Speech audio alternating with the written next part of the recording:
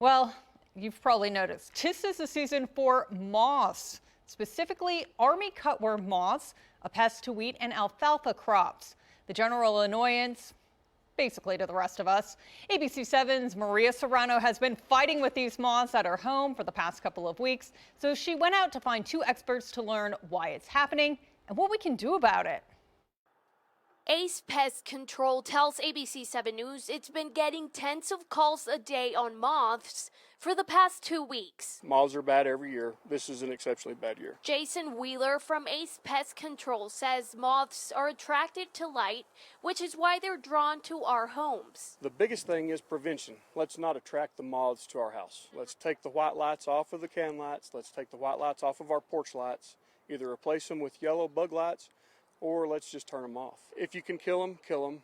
Moths are beneficial in their environment, but we don't want them in the house. I also spoke with Patrick Porter, an entomologist with Texas A&M AgriLife Extension in Lubbock. This is an annoyance at best. The eggs were laid last fall, and the larvae have been developing all winter, and now they're mature and they're coming out as adults.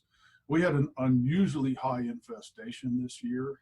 We did some experiments around halfway to try to control them, and we were getting 304,000 per acre, which would be about 15 million from a 50-acre wheat field. Porter says rain won't make any difference because moths are able to shelter from it. They will disappear in a couple weeks because they're going to fly to the Rocky Mountains in Colorado and New Mexico, and they'll spend the summer in the mountains, and then they'll return next fall and lay eggs in wheat. So what can you do? Wheeler says any residual-based pesticide applied properly will kill the moths as they crawl through it. The problem with moths, they're flying insects. They can fly over a barrier and come into an environment without having to cross through a pesticide. You can also hang a light over a bowl of water with some dish soap in it. The soap is a surfactant that breaks the surface tension of the water.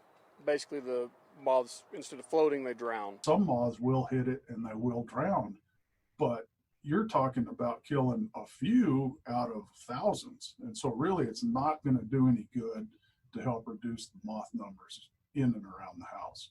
It'll make you feel better maybe because you're killing a few, but you're not really doing anything. For ABC7 News in Amarillo, I'm Maria Serrano.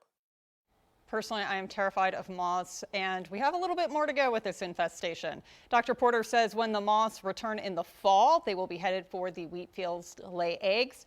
And those who live in urban areas aren't very likely to notice them. This current migration, though, is likely to last at least another couple weeks.